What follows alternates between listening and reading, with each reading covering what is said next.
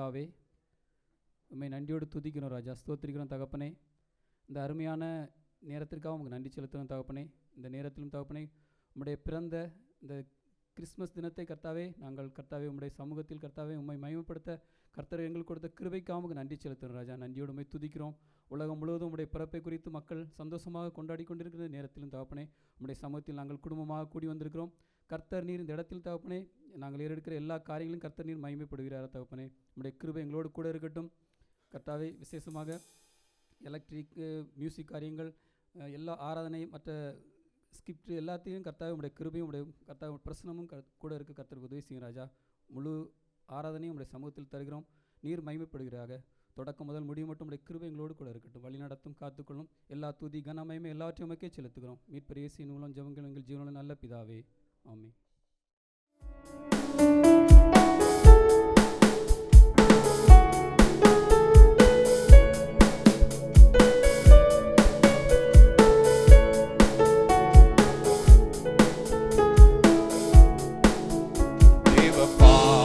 பிறந்தீரே, மனு கோலம் எடுத்தீரே, வானலோகம் துறந்தீரே, சுவே நீர் வாழ்க வாழ்கவே.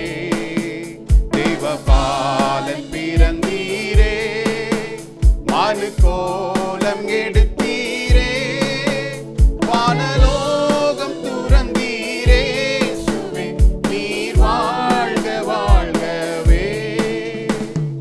மண்மீதினில் மாண்புடனே மகிமையாய் உதித்த மன்னவனே, மண்மீதினில் மாண்புடனே மகிமையாய் உதித்த மன்னவனே, வாழ்த்திடுவோம் வணங்கிடுவோம் தூயாவும் நாமத்தையே.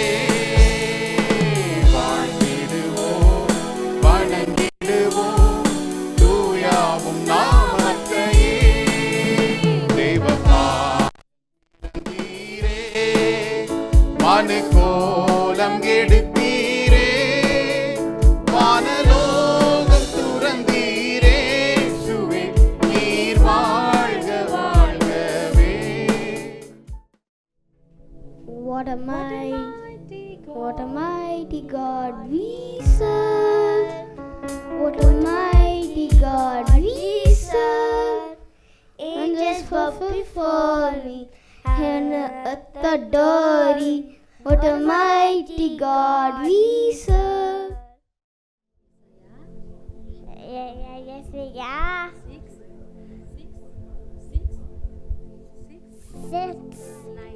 6, 9.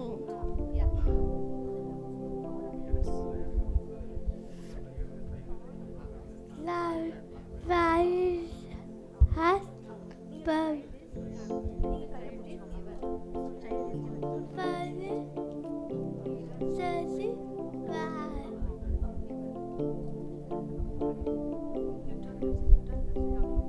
Unto us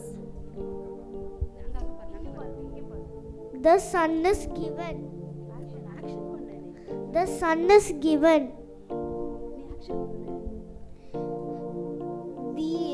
The government is on his shoulder. His name is called Wonderful Counselor.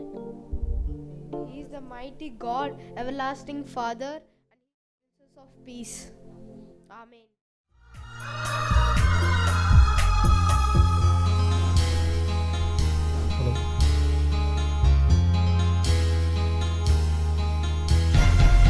இஸ்ரவேலின் நாதனாய் வாழும் ஏக தெய்வம், சத்திய ஜீவ மார்க்கமானு தெய்வம், மத்தியனாய் பூமியில் பிறந்த ஸ்நேக தெய்வം, നിത്യ ജീവനേകിടുന്നു ദൈവം. അബപിതാവേ ദൈവമേ, അവിടുത്തെ രാജ്യം വരേണമേ, അങ്ങേ തിരുഹിതം ഭൂമിയിൽ എന്നെന്നും നിറവേറിടേണമേ. അബപിതാവേ ദൈവമേ, അവിടുത്തെ രാജ്യം വരേണമേ, തിരുഹിതം ഭൂമിയിൽ എന്നെന്നും നിറവേറിടേണമേ. ഇസ്രായേലിൻ നാഥനായി വാഴ് ഏക ദൈവം, സത്യജീവ മാർഗമാണു ദൈവം.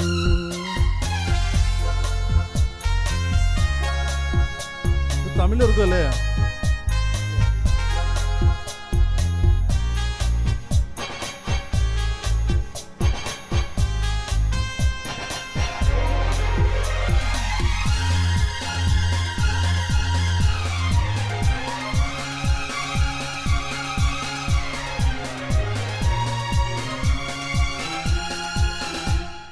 ചെങ്കടലിൽ നീ എന്നു പാത തെളിച്ചു, മരുവിൽ മക്കൾക്കു മന്ന പൊഴിച്ചു.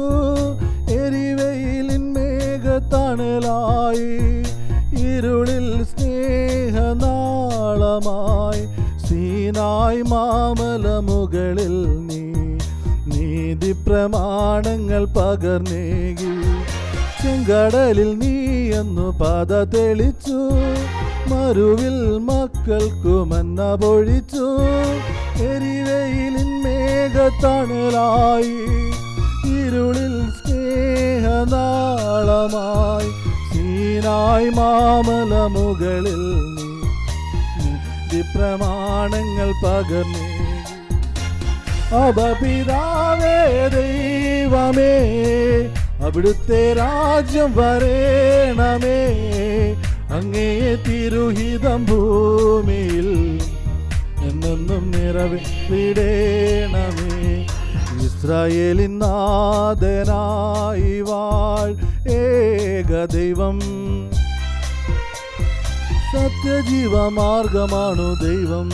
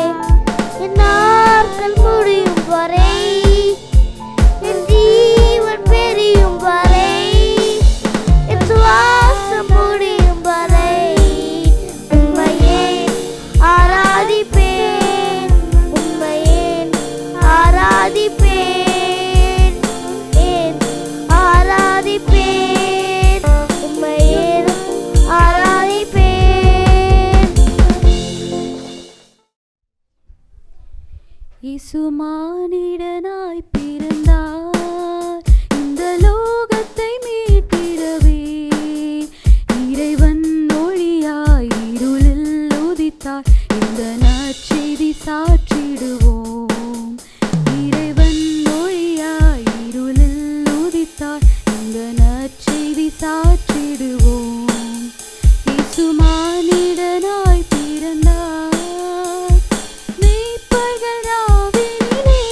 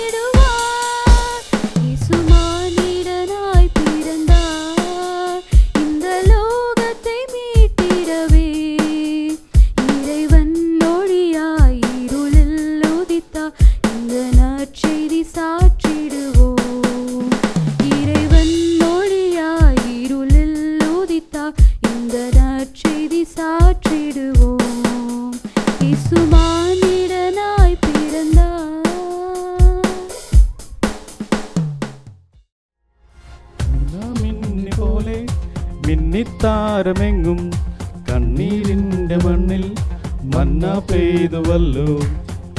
മിന്നി പോലെ മിന്നിത്താരമെങ്ങും കണ്ണീരിൻ്റെ മണ്ണിൽ മന്ന പെയ്തുവല്ലോ. ആഹാ ഉന്നതരെ വാഴ്ത്തിയിടാം ഉച്ചസ്വരത്തോടെ. ഓഹോ ഭിന്നതയാം ചങ്ങലകൾ പൊട്ടി നുറുങ്ങട്ടെ. ആഹാ ഉന്നതരെ വാഴ്ത്തിയിടാം ഉച്ചസ്വരത്തോടെ. ഓഹോ ഭിന്നതയാം ചങ്ങലകൾ പൊട്ടി നുറുക്കട്ടെ. മിന്നിത്താരമെങ്ങും മിന്നി പോലെ മന്ന പെയ്തുവല്ലോ കണ്ണീരിൻ്റെ മണ്ണിൽ.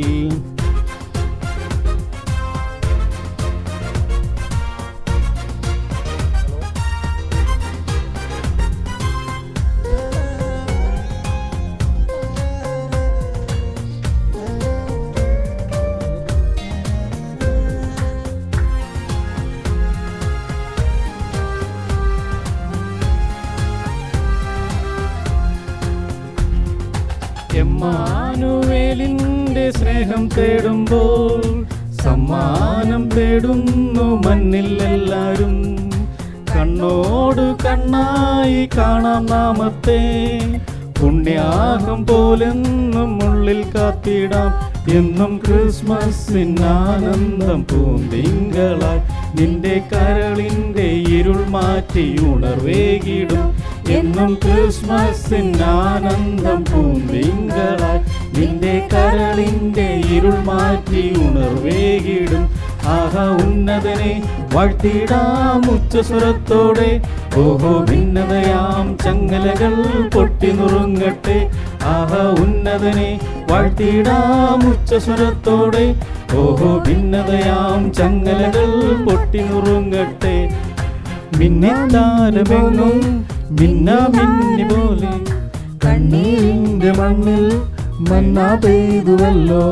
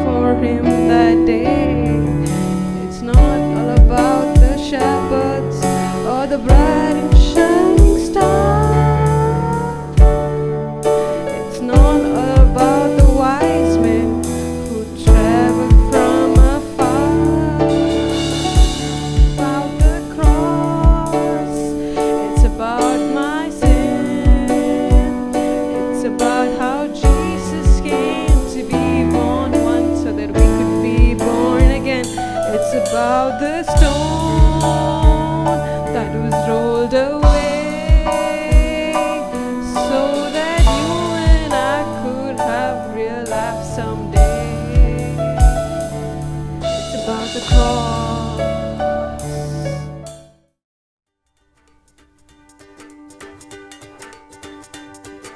This little light of mine, I'm gonna let it shine. This little light of mine, I'm gonna let it shine.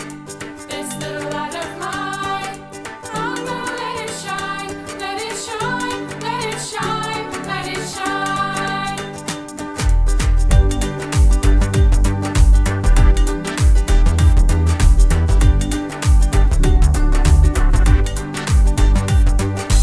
Everywhere I go, I'm gonna let it shine. Everywhere I go, I'm gonna let it shine. Everywhere I go, I'm gonna let it shine. Let it shine, let it shine, let it shine.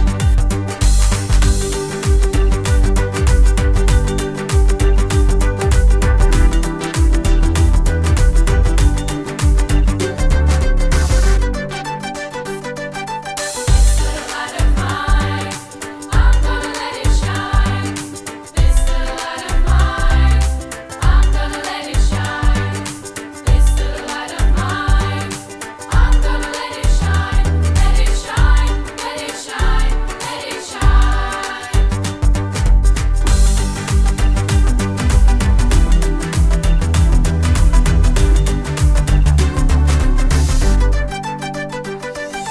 We will sing in peace.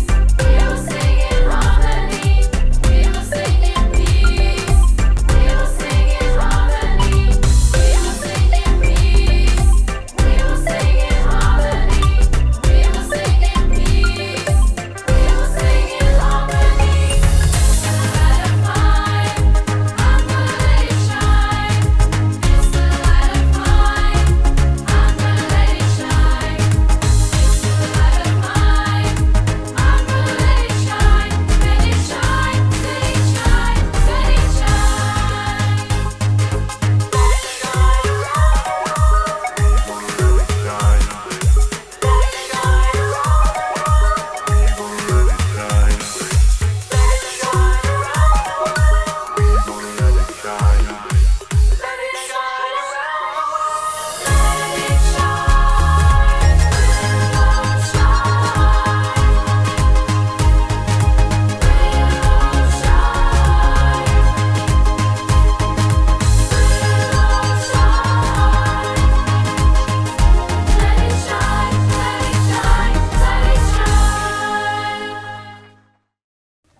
இயேசு எரிகோ நகரத்தை நோக்கி பயணம் செய்யத் தொடங்கினார்.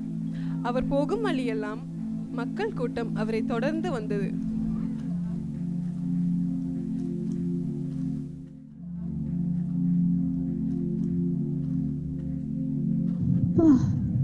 இயேசு எங்க போனாலும் அவர் பின்னாடியே கூட்டம் வருதுல. இது என்ன ஆச்சரியம்? அவர் நோய்களையும் குணமாக்கினார், கெட்ட ஆவிகளையும் விரட்டினார். அவர் சொல்றது மட்டும் இல்ல, அவர் செஞ்சும் காட்டுறார். இவர்கள் பேசுவதையெல்லாம் தெருவோரமாய் உட்கார்ந்திருந்த ஒரு குருடன் கேட்டுக்கொண்டிருந்தான். அவன் குருடனாய் இருந்தாலும் உள்ளத்தில் நம்பிக்கையோடு இருந்தான். இயேசு பக்கத்தில் வரும் சத்தம் அவனுக்கு கேட்டது. உடனே அவன், தாவீதின் குமாரனே, எனக்கு இறங்கும். அமைதியா இரு, கொஞ்ச நேரம் தொல்லை பண்ணாத. கர்த்தாவே, தாவீதின் குமாரனே, என் மேல் இரக்கம் செய்யும், எனக்கு உதவி செய்யும். யார் என்னை சத்தமாய் கூப்பிட்டது? அவனை என் இடம் அழைத்து வாருங்கள்.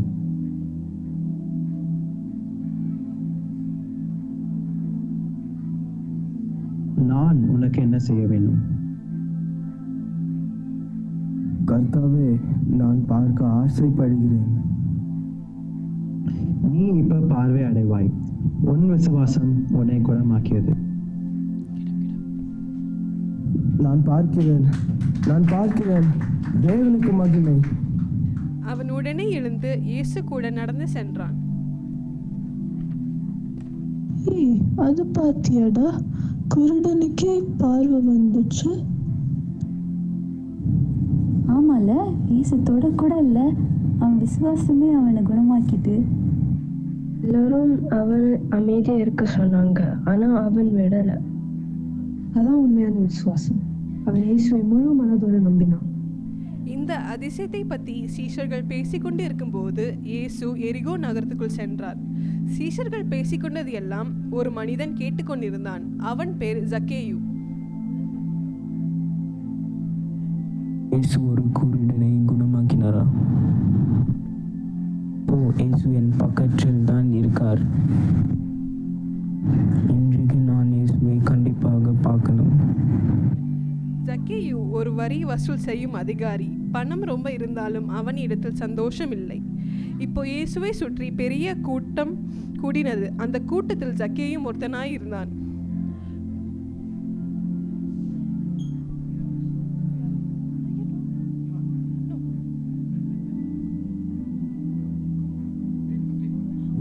பின்னால போ, நீ ஒரு பாவி. நீ இங்கேயும் வந்துட்டியா? இப்பவும் பணம் வசூல் பண்ணதான் வந்திருக்கியா? என்ன இருந்தாலும் இன்னைக்கு நான் இயேசுவை பார்க்கணும். அந்த நிமிடத்தில் அவன் உள்ளத்தில் ஒரு தீர்மானம் எடுத்தான். கூட்டத்தை தாண்டி ஒரு முன்னாடி ஓடி ஒரு காட்டத்தை மரத்தில் ஏறி நின்றான். இப்போ நான் இயேசுவை பார்க்க முடியுது. இயேசு அந்த காட்டத்தி மரம் இருக்கிற இடத்தில் வந்தபோது அந்த மரத்தை நோக்கி மேலே பார்த்தார். ஜக்கேயுவே, சீக்கிரமாய் கீழே வா. இன்னைக்கு நான் உன் வீட்டில் தங்க வேண்டும். இவனே ஒரு பாவி. இயேசு இவன் வீட்டுக்கா போறாங்க?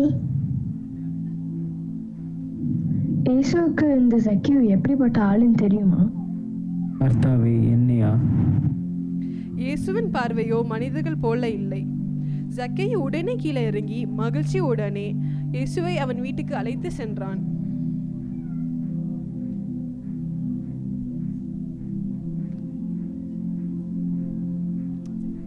கர்த்தாவே, என் சொத்துல பாதியை ஏழைகளுக்கு கொடுக்கிறேன். யார்ட்டையாச்சும் தப்பா எடுத்திருந்தா 4 மடங்கா திருப்பி கொடுக்கிறேன். இன்றைக்கு இந்த வீட்டுக்கு ரட்சிப்பு வந்தது. நம்ம கண்ணால பார்த்ததை வச்சு தீர்மானம் பண்ணோம். ஆனா இயேசு உள்ளத்தை பார்த்தார். எந்த மனுஷனையும் மாற்ற முடியும். அவரின் வார்த்தை நம்முடைய வாழ்க்கையின் ஆரம்பம். மனுஷகுமாரன் தொடர்ந்ததை தேடி ரட்சிக்க வந்தார். கிறிஸ்மஸ் கொண்டாட்டம் அப்படின்னு நம்ம நினைச்ச உடனே எல்லாருக்கும், உலகத்தில் எல்லாருக்கும் தெரிந்த பண்டிகை ஒன்று தான் கிறிஸ்மஸ். இல்லை, கிறிஸ்மஸ்னா என்ன நினைப்பாங்க? இயேசு ஒருத்தர் என்ன செய்தார்? குழந்தையாய் பிறந்தார் அப்படின்னு தான் நம்ம நினைக்கிறோம். ஆனால் பிறந்ததனுடைய நோக்கம் என்ன? எதற்காக கிறிஸ்மஸ் கொண்டாடுகிறோம்? எதற்காக நாம் இந்த செலிப்ரேட் பண்ணுறோம் அப்படின்றத குறித்து ஒரு சில காரியங்களை உங்களோடு கூட நான் முன்வைத்து இந்த நாளிலும் நம்முடைய நாட்டை இந்த செலிப்ரேஷனை நம்ம முடிக்கும்படியாக நான் கடந்து வர எடுத்துக்கொள்ளும். பாருங்களேன், மத்தேயு 1 அதிகாரத்தின் 21வது வசனத்தில், அவள் ஒரு குமாரனை பெறுவாள், அவருக்கு இயேசு என்று பெயரிடுவாயாக, ஏனெனில் அவர் தமது ஜனங்களின் பாவங்களை நீக்கி அவர்களை ரட்சிப்பார். இல்லை, அப்போ சொல்லப்பட்ட வார்த்தையினுடைய காரியம் என்னது? மரியாளுக்கு இல்ல யோசேப்புக்கு தூதனானவர் தரிசனமாகி அவர் சொல்றாரு, நீ கல்யாணம் பண்ண போற உன்னுடைய மனைவி என்ன செய்யறா? ஏற்கனவே கற்பம் தரித்திருக்கிறா அப்படின்னு சொன்னவன இவன் யோசிக்கிறான், ரகசியமாய் தள்ளிவிடலாம் நினைக்கும் போது அவனுக்கு சொல்லப்பட்ட தூதனானவனுடைய வார்த்தை என்னவா இருக்குது? நீ கல்யாணம் பண்ணிக்க போற பொண்ணு பரிசுத்த ஆவியினால் உற்பவித்து ஒரு குழந்தை குமாரனை பெறுகிறார். சொல்ற காரியம், அவள் ஒரு குமாரனை பெறுவாள், அவருக்கு இயேசு என்று பெயரிடுவாயாக, ஏனெனில் அவர் தமது ஜனங்களின் பாவங்களை நீக்கி அவர்களை என்ன செய்வாராம்? ரட்சிப்பார். அப்போ ரட்சகர் பிறப்பார். ரட்சகர் நீ திருமணம் முடிக்க போகிற மகளுடைய வயிற்றிலிருந்து என்ன செய்வாங்க? பிறக்க போறார். அவருடைய பேர் என்னது? இயேசுவானவர். அப்போ இயேசுவானவர் ஒரு சிறு குழந்தையாய் பிறக்கிறாரு, சந்தோஷமா கொண்டாடுறோம். ஆனால் எதற்காக பிறந்தார் என்பதை வேதம் தெளிவாய் சொல்லப்பட்டிருக்கிறது. தம்முடைய ஜனங்களின் பாவங்களில் இருந்து ரட்சிக்கும்படியா என்ன செய்யறாரு? அவர் பிறந்திருக்கிறார். அப்போ இயேசுவினுடைய அர்த்தம் என்னது? ரட்சகர், ரட்சிக்கிறவர். நமக்கு அடுத்தது பாருங்களேன், லூக்கா 1ஆம் அதிகாரத்தின் 31ஆம் அதிகாரத்தில் மரியாளுக்கு கர்த்தருடைய தூதனானவன் வந்து சொல்லுகிற காரியம், இதோ நீ கர்ப்பவதியாகி ஒரு குமாரனை பெறுவாய், அவருக்கு இயேசு என்று பெயரிடுவாயாக. அப்போ யோசேப்புக்கு தேவதூதன் சொன்ன காரியம், இயேசு என்று பெயரிடுவாயாக. இயேசுவினுடைய பெயருடைய அர்த்தம் என்னது? அவர் ரட்சகர். தம்முடைய ஜனங்களின் பாவங்களை ரட்சிக்கும்படியாய் அவர் வரார். அப்போ இந்த கிறிஸ்துமஸ் என்பது ஜனங்களுடைய பாவத்தில் இருந்து ரட்சிக்கும்படியாக இயேசுவானவர் பிறக்கிறார் என்பதை குறித்து பார்க்கிறோம். அதே லூக்கா அதிகாரத்தின் 2ஆம் அதிகாரத்தில் 21ஆம் வசனத்தில் சொல்லப்படுகிறது, குழந்தை விருத்த சேதனம் பண்ணும்படியாய் அவருடைய பெற்றோர்கள் தேவாலயத்துக்கு கொண்டு போறாங்க. அவங்க கொண்டு போகும்போது பிள்ளைக்கு விருத்த சேதனம் பண்ண வேண்டிய 8ஆம் நாளிலே அவர் கர்ப்பத்திலே உற்பவித்திருக்கிற முன்னே தேவதூதனாலே சொல்லப்பட்டபடியே அவருக்கு இயேசு என்று, அல்லேலூயா. இப்படி 3 இடங்கள்ல, இன்னும் அநேக இடங்களில் தீர்க்கதரிசிகள் மூலமாய் உரைக்கப்பட்ட பெயரை என்ன செய்யறாங்க? இந்த குழந்தைக்கு வைக்கிறாங்க. இயேசு என்ற பெயருக்கு அர்த்தம் என்னது? ரட்சகர். ஒருவேளை இந்த ரட்சகர் அப்படின்ற வார்த்தை நமக்கு ரொம்ப ஒரு புரியாத மாதிரி இருக்குது. ரட்சகர்னா என்னவோ ஒன்று போல இருக்கு அப்படின்னு நம்ம நினைக்கிறோம்ல. இயேசு ரட்சகர் என்று அவருக்கு பெயர் கொடுக்கப்பட்டது. ரட்சகர்னா என்ன சொல்லலாம்? சேவியர் அப்படின்னு இருக்குது இங்கிலீஷ்ல. ரட்சகர் விடுவிக்கிறவர், உதவி செய்கிறவர். அப்படிதான், நம்மளால முடியாத ஒன்றை நமக்கு செய்கிறவர் தான் யாரு? நமக்கு ரட்சகரா இருக்கிறார். நமக்கு உதவி செய்கிறவர்களாய் இல்ல நமக்கு விடுவிக்கிறவரா இருக்கிறார்ல. விடுவிக்கிறார்னா என்ன? நமக்கு நிறைய காரியங்கள் நமக்கு புலப்படுகிறது இல்லை. ஒருவேளை ஒரு கடன் பிரச்சனையிலிருந்து என்னை விடுவிக்கிறார் அப்படின்னா நமக்கு புரியுது, அப்படிதானே? ஒரு சரீர பலவீனத்திலிருந்து, சுகவீனத்திலிருந்து என்னை விடுவிக்கிறாங்க அப்படின்னா நமக்கு புரியுது.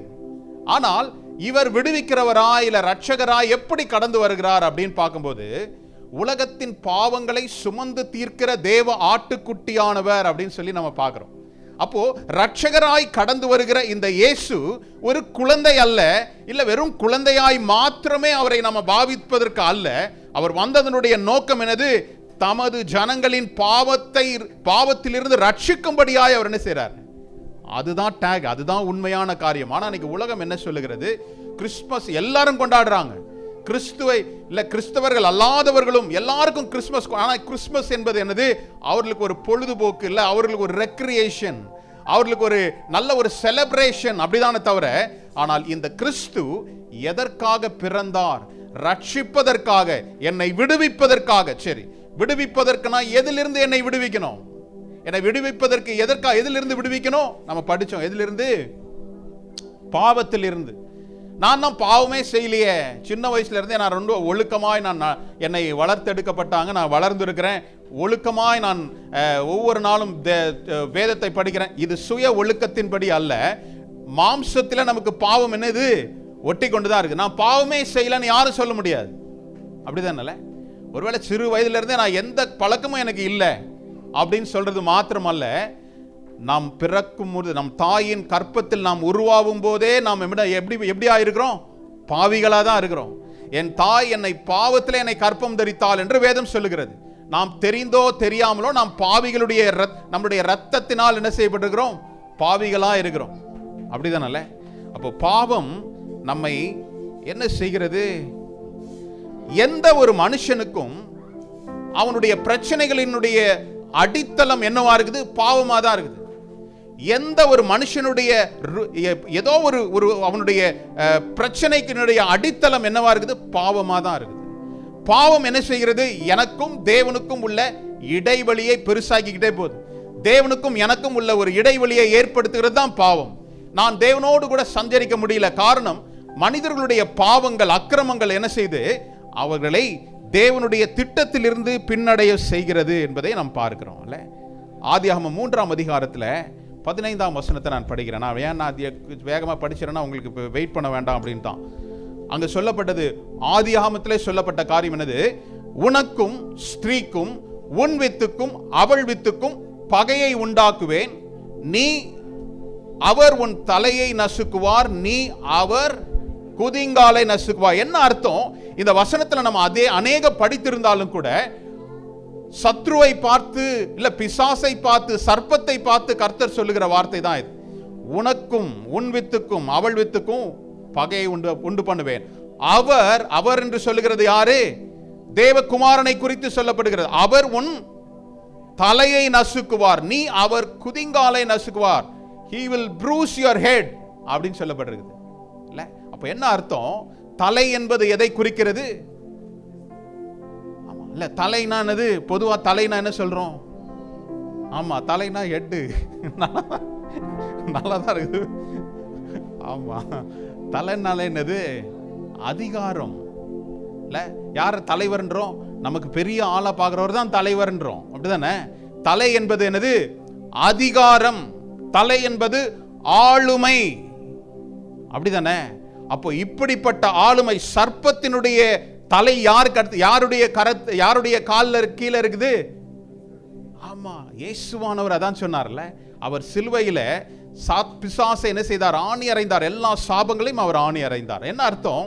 சகல அதிகாரங்களையும் பெற்றவர் இயேசு கிறிஸ்து. இந்த குழந்தையை நம்ம குழந்தையா தான் பார்க்கிறோம். ஒரு வருஷம் பார்த்தாலும் அதே குழந்தை வளரவே மாட்டேங்குது, அப்படிதானே? இல்ல, நாம என்னைக்கு நம்ம கிறிஸ்துவை ஏற்றுக்கொண்டோமோ நமக்குள்ள பிறந்த குழந்தை என்ன செய்யும்? என்ன செய்யணும்? நாளுக்கு நாள் வளரணும். ஒரு குழந்தை 10 வருஷமா வளரவே இல்லாம அதே மாதிரி பேம்பஸை மாட்டிட்டே அலைஞ்சதுன்னா எப்படி இருக்கும்? இல்ல, அதே போல நாம் கிறிஸ்துவை ஏற்றுக்கொண்டவர்களாய், ஒரு சிறு பிள்ளையாய் கிறிஸ்துவை பின்பற்றுகிறவர்களாய் இருக்கிறோம்னா ஒவ்வொரு நாளும் நாம் வளர்ச்சி பெற வேண்டும். இந்த வளர்ச்சி தான் கர்த்தர் என்ன செய்யறாரு? வளர்ந்த பிள்ளைக்கு தான் அதிகாரம் கொடுக்கிறார். அப்போ இந்த வார்த்தையினுடைய அர்த்தம் என்ன? பிசாசு அவன் தலை, அவனுடைய அதிகாரம், அவனுடைய ஆளுமை, அவனுடைய தந்திரங்கள் எல்லாமே இயேசு கிறிஸ்துவினுடைய அதிகாரத்திற்கு கீழ்ப்படிந்து இருக்குது. இதுதான் முக்கியம். அவர் உன் தலையை நசுக்குவார்னா ஏதோ நீங்க உடனே ஒரு பிக்சரைஸ் பண்ணி அப்படியே தலையை பிடிச்சி நசுக்கிற, அதுல ஒன்றும் கிடையாது. தலை என்பது என்னது? அதிகாரம். தலை என்பது ஆளுமை. உங்களுடைய வாழ்க்கையில முன்னேற முடியாதபடி ஒரு அடி எடுத்து வச்சு நான் 10 அடி பின்னாடி போறேன், சறுக்கிக்கிட்டே போற மாதிரி இருக்குது. காரணம் என்ன தெரியுமா? நம்மை அறியாமலே நாம் நல்லதுதான் நினைக்கிறோம். ஆனா நம்மை அறியாமல் இருக்கின்ற பாவத்தை நிவர்த்தி செய்கிற கிருபாதார பலி அவரே அப்படின்னு வேதம் சொல்லுகிறது. இயேசு கிறிஸ்துவினுடைய அதிகாரத்திற்கு உட்பட்டு நாம் வரும்போதுதான் இந்த அதிகாரங்களை, சத்துருனுடைய அதிகாரங்களையும் ஆளுமையையும் தந்திரங்களையும் நாம் என்ன செய்ய முடியும்? மேற்கொள்ள முடியும். உங்களை பார்த்து சொல்றேன், கிறிஸ்துமஸ் ஏதோ ஒரு பொழுதுபோக்கு அல்ல. உலகம் கொண்டாடுகிற விதம் வேறு விதமா இருக்குது. ஆனால் உங்களை என்னையும் கர்த்தர் அழைத்திருக்கிறதுக்கு ஒரு காரணம் என்ன தெரியுமா? நம் அந்தகார இருளிலிருந்து ஆச்சரியமான ஒளியில் நடத்தி வந்தவருடைய புண்ணியங்களை அறிவிக்கும்படியாக. ஏதோ ஒரு கூட்டத்தோடு போய் ஒரு செலிப்ரேட் பண்ணிட்டு வருவதற்கு அல்ல. செலிப்ரேஷன் பண்ணணும், ஆனா ஒவ்வொரு நாளும் நாம் செலிப்ரேட் பண்ற காரியம் என்ன தெரியுமா? எது என்னை தடுக்கிறது, என்னுடைய வாழ்க்கையில நான் முன்னேற முடியாதபடி தடுக்கின்ற பாவங்களை உதறி தள்ளிவிட்டு விசுவாசத்தை துவக்குகிறவரும் முடிக்கிறவருமாகி அவரையே நோக்கி பார்க்கும்போது தான் என்ன செய்ய முடியும்? நாம் எல்லா விதத்திலையும் நான் மேற்கொள்ள முடியும். பாருங்களேன். அப்போ சத்ரு யாருடைய காலு கீழே இருக்கிறாரே? மறுபடியும் நீங்க சரியா சொல்லனா மறுபடியும் நான் சொல்லிட்டே இருப்பேன், லேட் ஆகும் அப்புறம். ஆமா, இயேசு கிறிஸ்துவின் சொன்னார், அவர் உன் தலையை நசுக்குவார். அவருக்கு கொடுக்கப்பட்ட அதிகாரம் உங்களுக்கு எனக்கும் செய்திருக்கிறாரு. அதுதான் பியூட்டி. நாம் என்ன செய்யறோம்? ஒரு தலைவரை தேர்ந்தெடுத்து கொண்டோம்னா அவர் பவர் அவரே வச்சுக்குவார். ஏன் தெரியுமா? அவர் சாவர வரையும் அந்த பவரையே நானே வச்சுக்கணும்னு நினைக்கிறார். ஆனால் இயேசு கிறிஸ்து என்ன செய்யறார் தெரியுமா? அவருக்கு கொடுக்கப்பட்ட அந்த வல்லமையை, அதிகாரத்தை உங்களுக்கு எனக்கு என்ன செய்யறாரு? பகிர்ந்தளிக்கிறார். காரணம் என்ன தெரியுமா? உங்களை நெருங்கி வருகிற பாவங்களை நீங்க காலின் கீழே போட்டு மிதிக்கணும். அதுதான் அவருடைய சித்தம். அதனால்தான் மத்தேயு 28:18 அதிகாரத்தில் சொல்லப்பட்டதுல, அப்பொழுது இயேசு சமீபத்தில் வந்து அவர் சீஷரை பார்த்து சொல்றார், வானத்திலும் பூமியிலும் சகல அதிகாரங்களும் எனக்கு கொடுக்கப்பட்டிருக்கிறது அவர் எஸ்டாப்ளிஷ் பண்ணிட்டு சொல்றார். ஆகவே நீங்கள் புறப்பட்டு போங்க. ஹல்லேலூயா. என்னுடைய வாழ்க்கையில எப்பொழுது நான் தேவனுடைய வார்த்தையை கேட்டு புறப்பட்டு போறனோ அப்போதான் அதிகாரம் என்ன செய்யும்? செயல்படும். இல்ல, நம்ம அநேகமா நிறைய எலக்ட்ரானிக் குட்ஸ் கேஜெட்ஸ் எல்லாம் வாங்குவோம். பேட்டரிலாம் கூட இது டார்ச் எல்லாம் வாங்கியிருப்போம். அமைக்கி பார்த்தா எரியாது, ஆனா பேட்டரி உள்ள இருக்கும். ஆனா அதுக்கு மேல ஒரு பேட்டரி கனெக்ட் பண்ற ஒரு சின்ன பேப்பர் என்ன செய்யிருக்கும்? உள்ள வச்சிருப்பாங்க. பேட்டரி இருக்குதா, ஏன் எரியல? அதை எடுக்கும் போது தான் என்ன செய்யும்? பவர் என்ன செய்யும்? சப்ளை ஆகும். அதே போலதான் அந்த அதிகாரம் எனக்கு செயல்படலையே, இன்னும் சில பாவங்களை என்னால் மேற்கொள்ள முடியலையே நம்ம நினைக்கும் போது, கர்த்தரிடத்தில் அதிகாரத்தை பெற்றுக்கொண்ட நீங்கள் அவருடைய வாக்கின்படி நீங்கள் பெற்றுக்கொண்ட வார்த்தையின்படி செயல்பட தொடங்கும் போது தான் என்ன செய்யும்? இந்த வல்லமை விளங்கும். இந்த கிறிஸ்துமஸ் நாளில் நீங்கள் யோசிச்சுக்கோங்க, கிறிஸ்து பிறந்தார். எதற்காக பிறந்தார்? நாம் அனைவருக்காகவும் அவர் பிறந்தார். எனக்கு அதிகாரத்தை கொடுக்கும்படியாக, உங்களுக்கு அதிகாரத்தை கொடுக்கும்படியாக, நீங்களும் நானும் அவருக்கு சாட்சியா இருக்கும்படியாய் தான் இந்த அதிகாரத்தை அவர் கொடுத்திருக்கிறார் இல்ல. சுருக்கமாக நான் முடிக்கிறேன். இந்த கிறிஸ்துமஸ் நல்ல நாள்ல எதுக்காக இந்த ரட்சிப்பு? நீங்க சொல்றீங்க எதுக்காக அவர் என்னை ரட்சிக்கணும் அப்படின்ற யோசனை இருக்கலாம் ஒருவேளை. ஏன் என்னை ரட்சிக்கணும்? நான் நல்லா தானே இருக்கிறேன், என் தேவைகள்லாம் சந்திக்கப்படுது, நான் ஏன் ரட்சிக்கப்படணும்? முதலாவது, எனக்கு ரைட் மைண்ட் வேணும். என்னுடைய எண்ணம் சரியா இருக்கணும், என்னுடைய சிந்தை சரியா இருக்கணும். எடுத்துக்கொள்வோம் பாருங்களேன், ஒரு வசனத்தை நான் வாசிக்கலாம். லூக்கா 8ஆம் அதிகாரத்தில் 27, 29 வசனங்களை வாசிக்கலாம். லூக்கா 8, யாராவது ஒருத்தங்க வாசிக்கும்படி.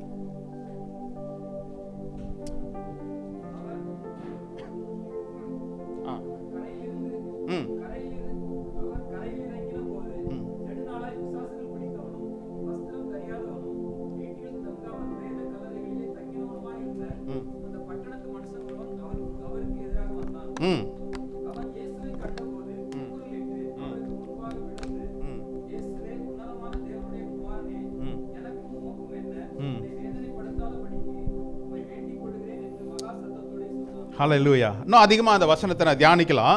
ஆனால் அதுக்கு முன்பதாக இயேசு கிறிஸ்து கதரேனிய பட்டணத்திற்கு போகும்படியாக கப்பல் ஏறி புறப்படுறார், ஒரு படகுல புறப்படுறாரு. புறப்பட்டு போகும்போது அங்க ஒரு மனுஷனை பார்க்குறாரு. அவனுக்கு அவனுடைய மைண்ட் செட் என்ன, ஒரு கண்ட்ரோல் அவனுக்குள்ள இல்லை. இன்னைக்கு அநேக நேரங்களில் சில நேரங்கள் என்ன செய்யணும்னு நமக்கு தெரியல, என்ன பேசுறோம் நமக்கு தெரியல. ஆனால் இந்த மனிதனை குறித்து பார்க்கும்போது அவன் பிசாசினால் வாதிக்கப்பட்டவனா இருக்கிறான். அவன் தன்னையே காயப்படுத்தி கொண்டிருக்கிறான். தான் செய்கிறது என்ன என்பது அவனுக்கு தெரியல. நீங்க இன்னும் அந்த அதிகாரத்தை படிச்சு பார்த்தீங்கன்னா அவன் வீடுகளில் இல்லை, அவன் எங்க இருக்கிறான்? கல்லறையில் இருக்கிறான். அவன் வஸ்திரம் என்ன செய்யல, தரித்து கொள்ளவில்லை. அவன் வீட்டில் தங்கவே இல்லை. இன்னைக்கு அநேகருடைய வாழ்க்கை, ஏன் என்னுடைய வாழ்க்கை இங்க போகுது, நான் ஏன் இப்படி என்னுடைய வாழ்க்கையில் நடக்குது, நான் நல்லது தானே நினைக்கிறேன் அப்படின்னு நினைக்கிறோம். ஆனால் நாம் நம்புகிற நபரை சரியாய் நான் நம்பலனா என்னுடைய மைண்ட் செட் என்ன செய்யாது, என்னுடைய எண்ணம் என்ன செய்யாது, தெளிவுபடாது. அப்போ முதலாவது ரட்சிப்பு என்னை என்ன செய்யுது, என்னை சரியான மனநிலைக்கு நேராய் கொண்டு போகுது. எதுக்கு நான் ரட்சிக்கப்படணும்? என்னுடைய வாழ்க்கையில் நான் யாருக்கும் எந்த தவறு செய்யலன்னு இல்லை. நம் பாவம் நம்முடைய ரத்தத்தில் என்ன செய்யப்படுது, கடத்தப்படுகிறது. மூதாதையருடைய சாபங்கள் கடத்தப்படுகிறது. எப்பொழுது தேவனுடைய அதிகாரத்திற்குள் வருகிறனோ எல்லா சாப கட்டுகளையும் கர்த்தர் என்ன செய்கிறாரு, இயேசுவானவர் சிலுவையில் அறைந்தார் என்று சொல்லி நாம் வேதத்தில் படிக்கிறோம். அவர் பிறந்ததனுடைய நோக்கமே என்ன தெரியுமா, ரட்சிப்பு வழங்கணும் அப்படின்னு தான், ரட்சிப்பு கொடுக்கணும் தான். எதுக்கு ரட்சிப்பு கொடுக்கணும்னு சொன்னேன், என்னுடைய மனநிலை மாறணும். இதை பார்த்து இயேசு சில காரியங்கள் அவனோடு பேசுறாரு, சில காரியங்கள் நடக்குது. 37வது வசனத்தை கூட படிக்கலாமே. 35வது வசனம்.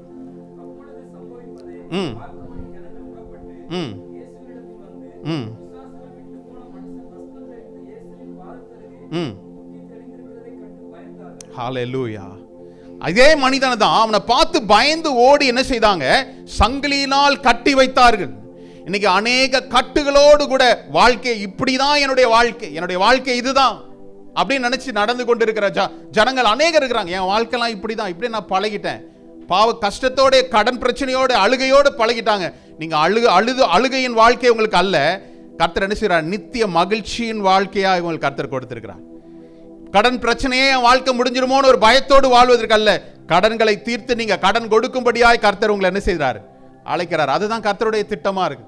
அப்ப இங்க இங்க வாசிக்க கேட்டது 35வது வசனத்தில் என்ன சொல்லப்படுகிறது, ஜனங்கள் வந்து பார்க்கறாங்க, கர்த்தர் அவனை விடுவித்தார், கர்த்தர் அவனை ரட்சித்தார். அதற்கு பிற்பாடு அவன் என்ன நடக்குது, அவன் வஸ்திரம் தரித்து கொண்டு இயேசுவின் பாதத்தில் உட்கார்ந்து கொண்டு, அதுதான் முக்கியம், என்னதான் அது, புத்தி தெளிந்தவனாயிருந்தான். நம்ம நினைக்கிறோம் ரொம்ப ஸ்மார்ட்னு நம்ம நினைக்கிறோம்ல. இயேசு கிறிஸ்து இல்லாம நீங்களும் நானும் யாரு, ஜீரோ தான். நம்ம நினைச்சுக்கிறோம் நம்ம ஹீரோன்னு. நம்மளுடைய இயேசு மாத்திரம் இல்லைன்னா நம்மளுடைய வாழ்க்கை ஒரு பெரிய கேள்விக்குறி தான். நாம் நல்லவர்கள் இல்லை, நிறைய சர்டிஃபிகேஷன் நம்மளே கொடுத்துக்கிறோம். நான் அந்த அவரை போல இல்லை, நான் இவளை போல இல்லை, நான் ரொம்ப நல்லவன் அப்படின்னு நினைக்கிறோம். ஆனால் இங்கு சொல்லப்பட்ட வார்த்தை என்னது, அவன் புத்தி தெளிந்தவனாய் மாறினான். எப்பொழுது இயேசு கிறிஸ்து அவனை ரட்சித்த பிற்பாடு புத்தி தெளிந்தவனாய் மாறினான் என்று சொல்லி பார்த்தோம். இன்னொரு குயிக்கான வசனம், ஏன்னா அந்த வசனம் அப்படிதான் சொல்லுது. வேதம் சொல்லுகிறது 1 கொரிந்தியர் 2:16 கிறிஸ்து இயேசுவில் இருந்த சிந்தையே உங்களிலும் இருக்க கடவுது. அந்த மனுஷன் என்ன செய்தான், அதுக்கப்புறமா அவன் இயேசுவோடு கூட வரணும்னு நினைச்சான். ஆனால் இயேசு சொன்னாரு, நீ போய் உன்னோட பட்டணத்தில் என்ன செய்ய, பிரசங்கம் பண்ணு. அவன் அதையே செய்தான் என்று வேதம் நமக்கு சொல்லுகிறதை நாம் பார்க்கிறோம். அடுத்தது பாருங்களேன், இன்னொரு வசனத்தை நாம் எடுத்துக்கொள்வோம். லூக்கா 19ஆம் அதிகாரம். லூக்கா 19ஆம் அதிகாரத்தில் நாம் இன்னைக்கு பார்த்த ஸ்கிட்டை எத்தனை பேர் என்ஜாய் பண்ணோம்? குயிக்கான ஒரு ஸ்கிட்டை பிள்ளைங்க செய்து கொடுத்தாங்கல்ல. சகேயு ஓடி போய் மரத்து மேலே ஏறி உட்காந்துருந்தான். இயேசுவானவரை பார்க்கணுன்ற ஆசை தான் அவனுக்கு. ஆனால் உலகத்தாரால் அவன் பாவியான ஒரு மனுஷன் என்று சொல்லப்பட்டாலும் கூட அவன் இயேசுவை பார்க்கணும்னு ஓடி போய் நின்னா. இயேசு அவனை பார்த்த உடனே கீழே இறங்கிவான்னு தான் சொன்னாரு இல்ல, அவ்வளவுதானே சொன்னாரு. இவன் என்ன சொன்னா என்ன தெரியுமா? இயேசுவை ரட்சகரை சந்தித்த ஒவ்வொரு நபர்களும், ரட்சிக்கப்பட்ட ஒவ்வொரு நபர்களுக்கும் சந்தோஷம் பெருக்கெடுத்து ஓடும். ஹல்லேலூயா. சகேயு ஒரு பெரிய செல்வந்தன். பாத்தீங்களா? நீங்க கோட்டு சூட்லாம் போட்டு தானே பார்த்தீங்க சகேயு, பார்த்தீங்களா? ஆமாம், பாக்கெட் ஃபுல்லாக கோல்டு காயின் தான், எல்லாருக்கும் வாரி வழங்கினாரு. பணக்கார சகேயு தான். ஆனால் அவன் இடத்துல என்ன இல்லை? பணம் இருந்தது, ஆனால் என்ன இல்லை? சமாதானம் இல்லை, சந்தோஷம் இல்லை. ரட்சிக்கப்பட்ட ஒவ்வொரு மனுஷனுக்கும் ஒரு சந்தோஷம் உண்டாகும் பாருங்க. அது எக்ஸ்பிளைன் பண்ணவே முடியாது. எது இருக்கோ இல்லையோ அந்த ரட்சிப்பின் சந்தோஷம் நம்ம எப்படி இருக்கோம், அதுதான் அடையாளம். கர்த்தர் கொடுக்கிற இந்த இயேசு கிறிஸ்து பிறந்ததனுடைய நோக்கம் என்ன தெரியுமா? சமாதானத்தை கொடுக்கிறேன்னு சொல்றாரு. அவர் சொல்றாரு, நான் உலகம் கொடுக்கிற சமாதானம் அல்ல, என் சமாதானத்தை உனக்கு கொடுக்கிறேன்றார். என்ன அர்த்தம்? உலகம் கொடுக்கிற சமாதானம் என்ன தெரியுமா? கொஞ்ச நாள் நல்லா இருக்கும், அதுக்கப்புறம் நமக்கு போர் அடிச்சிடும். உங்களெல்லாம் பார்த்தா போர் அடிச்ச மாதிரி தெரியல. கார் வாங்கும் போது அந்த கார் நைட் அப்படிலாம் போய் எட்டி பார்ப்போம். மாடியில இருந்தா அந்த கார் விட்ட இடத்தெல்லாம் பார்ப்போம். அப்புறம் காருக்கு பார்க்கிங் கிடைக்கலன்னும் போது ஏண்டா காரு. ஆமா, ஒரு டைம் நல்லா என்ஜாய் பண்ணிருப்போம், அப்புறமா ஆமா, உலகம் அப்படிதான் கொடுக்கும். ஆனா கர்த்தர் சொல்றாரு, நான் கொடுக்கிற என்னுடைய சமாதானத்தை உனக்கு கொடுக்கிறேன் இல்ல. அதுதான் கிறிஸ்மஸ். கிறிஸ்மஸ்னா அந்த குழந்தையாவே பார்த்துட்டு சாக்லேட்டு கேக் எல்லாம் சாப்பிட்டு, அவர் பர்த்டேக்கு நம்ம ட்ரெஸ்ஸை வாங்கி போட்டுக்கிட்டு பிரியாணியை சாப்பிட்டுக்கிட்டு இல்ல. உண்மையான கிறிஸ்மஸனுடைய அடையாளம் என்ன தெரியுமா? சந்தோஷத்தை அவர் கொடுக்கிறார். இன்னைக்கு உங்களை பார்த்து சொல்கிறேன், எந்த விஷயத்தில் உங்களுக்கு சமாதானம் சந்தோஷம் இல்லையோ நம்மளுடைய ரட்சிப்பை மீண்டும் உறுதிப்படுத்தி கொள்ளும்படி நம்ம அழைக்கப்பட்டிருக்கிறோம். அவன் சொன்னான் பாருங்க, அடுத்தது என்ன தெரியுமா? சந்தோஷப்படுற மனுஷன் என்ன தெரியுமா? ரட்சிப்பை பெற்றுக்கொண்ட மனுஷன் என்ன செய்வான் தெரியுமா? இன்னைக்கு அநேகர் என்ன செய்கிறாங்க, வெளியில் இருக்கிறது உள்ளே போனால் தான் அவங்களுக்கு சந்தோஷம் இல்லை. புகையை உள்ளே இழுத்தாதான் சந்தோஷம் சில பேருக்கு, மதுவை உள்ளே போட்டால் தான் சில பேருக்கு சந்தோஷம். ஆனால் ரட்சிப்பின் சந்தோஷம் என்ன தெரியுமா? உள்ளேருந்து வெளில வரும். சகை என்ன தெரியுமா சொன்னா? ஆஸ்தி எல்லாம் என்ன செய்யறேன், கொடுக்கறதுல அதுக்கு முன்னாடி வரையும் வாங்குறதுல தான் சந்தோஷம் இல்ல. வாங்குறதை ஒண்ணுனா 10 வாங்கினா அதுதான் அவனுக்கு சந்தோஷமா இருந்தது. ஆனா ஜனங்கள் மத்தியில் அவனுக்கு பேர் என்ன இருந்தது? பாவி. ஏய், நீ இங்கேயும் சொன்னாங்களா, டைலாக் எல்லாம் கேட்டீங்களா? ஏண்டா இங்கேயுமாடா வந்துட்ட, இங்கேயும் வந்து காசு வாங்கிட்டான்னு வந்துட்டியா அப்படின்னு கேட்டாங்கல்ல. ஆனா அவன் இருக்கிறத கொடுக்கும்போது அவனுக்குள்ள ஒரு சந்தோஷம் இருந்தது பார்த்தீங்களா? அப்புறம் அவங்க என்ன சொன்னாங்க? பா, செம்ம பயங்கரமான ஒரு டிரான்ஸ்ஃபர்மேஷன். அதுதான் வாழ்க்கை. எனக்குள்ள ஒரு மறுரூபமானும் பாருங்க. கிறிஸ்து பிறந்தார் என்று சொல்லி பாடல் பாடுறோம், சந்தோஷப்படுறோம், கரெக்டு. ஆனால் முழுமையாய் அவரை நான் உள் வாங்கி கொள்ளும் போது எனக்குள்ள ஒரு சந்தோஷம் வருது. அதுதான் அப்போ ரட்சிப்பு. நான் இந்த 2 பாயிண்ட்ஸோட நான் நிறுத்திக்கிறேன். ஆனால் உங்க மனசுல அதை எழுதி கொள்ளுங்க. முதலாவது, ரட்சிக்கப்படுகிற என்ன செய்யும்? மனநிலை மாறும். என்னுடைய தாட் ப்ராசஸ் மாறணும். இன்னும் நான் பழைய மாதிரியே சிந்திச்சுட்டு இருந்தேன்னா என்னுடைய ரட்சிப்பு என்னல சரியா இல்லை. சர்ச்சில் இருக்கும்போது அப்படியே நான் ரட்சிக்கப்பட்டதுமோ அப்படியே தான் நடந்துக்கிறேன். வீட்டுக்கு போன உடனே ரட்சிப்பை இங்கேயே ஒரு ஓரமாக வச்சுட்டு அடுத்த வாரம் வந்து எடுத்துக்கலாம் அப்படின்னு நினச்சிட்டு போயிடுறோமா என்னன்னு தெரில இல்லை. ரட்சிப்பு நமக்குள்ளே இருக்கணும். கர்த்தர் அதுக்கு தான் சொல்கிறார், இந்த ஜனங்களை, என்னுடைய ஜனங்களின் பாவத்தை ரட்சிக்குவதற்காக நான் என்ன செய்கிறேன், வந்திருக்கிறேன். அடுத்தது, ரட்சிப்பு என்ன செய்யும்? சந்தோஷப்படும், மன மகிழ்ச்சியா இருக்கும், கொடுக்கும். ஹல்லேலூயா. பாஸ்டர் என்னடா இதை கொடுக்க சொல்றாரு? நீங்க பொருளாதாரத்தை குறித்து மாத்திரம் யோசிக்காதீங்க. அநேக காரியங்களுக்கு என்னுடைய நேரத்தை கொடுக்கலாம், என்னுடைய உழைப்பை கொடுக்கலாம். நான் முழங்கால படிட்டு எனக்கு தெரிய வருகிற ஜப குறிப்புகளுக்காக நான் ஜெபிக்கலாம். என்னுடைய நேரத்தை கொடுக்கலாம், என்னுடைய பலனை கொடுக்கலாம், என்னுடைய உழைப்பை கொடுக்கலாம். எதெல்லாம் நீங்க கர்த்தரிடத்துல கொடுக்குறீங்களோ அதற்கு மேலாய் கர்த்தர் உங்களுக்கு என்ன செய்வாரு? சமாதானத்தை அருள்வார். ஒரு விஷயம் நாம் எழுந்திருப்போமா? இந்த கிறிஸ்மஸ் நாளில் ரட்சகராய் நீர் எங்களுக்கு வந்திருக்கிறீர் என்றதை நாங்கள் உணர்ந்து கொள்ள இந்த உலகம் கொடுக்கும் சமாதானத்தை காட்டிலும் நீர் எனக்கு ஒரு பெரிய சமாதானத்தை வைத்திருக்கிறீர். உங்கள் உள்ளங்களை திறந்து கர்த்தரிடத்தில் கொடுக்கும்படியா கர்த்தாவே, இந்த இடத்துல ஒரு நல்ல ஒரு செலிப்ரேஷன், நாங்கள் எல்லாரும் நல்லா ட்ரெஸ் பண்ணிட்டு கர்த்தாவே உம்முடைய பிறந்த நாளை கொண்டாடுவதற்காக நாங்கள் வந்திருக்கிறோம். உம்முடைய சத்தியத்தை அறிந்து கொள்ள எங்களுடைய கண்களை நீங்கள் திறந்து கொடுங்கன்னு சொல்லி ஒரு விசை உங்களுடைய உள்ளங்களை நீங்கள் சீர்தூக்கி பார்க்கும்படியாய் கர்த்தாவே, இந்த நாளில் நீர் சொன்ன வேத வசனத்தின்படி பிசாசின் அதிகாரங்களை, ஆளுமையை நீர் காலில் போட்டு மிதித்த அந்த அதிகாரத்தை நீர் எங்களுக்கு தந்திருக்கிறீர். இந்த ரட்சிப்பின் அனுபவத்தை நாங்கள் சுதந்திரித்துக் கொள்ள எங்களுக்கு பலனை தார். எங்களுடைய வாழ்க்கை இந்த நாளிலிருந்து இந்த 2025 எங்களுடைய வாழ்க்கை நாங்கள் எப்படி வாழ்ந்தோன்னு நீங்க அறிவீங்க. ஆனால் இது மாதிரி இல்லாதபடி விசுவாச வாழ்க்கையில் ரட்சகரை ஏற்றுக்கொண்டு ரட்சிப்பின் அனுபவத்தில் அப்பா ஒவ்வொரு நாளும் மறுரூபப்பட எங்களுக்கு கிருபையை தாரும். கர்த்தர் இப்படி செய்வதற்காக ஸ்தோத்திரம். எங்களை தாழ்த்துகிறோம், உம்முடைய கரங்களில் ஒப்பு கொடுக்கிறோம். தேவநாமம் மகிமைப்படட்டும். இயேசு கிறிஸ்துவின் இன்ப நாமத்தில் தகப்பனே, ஆமென்.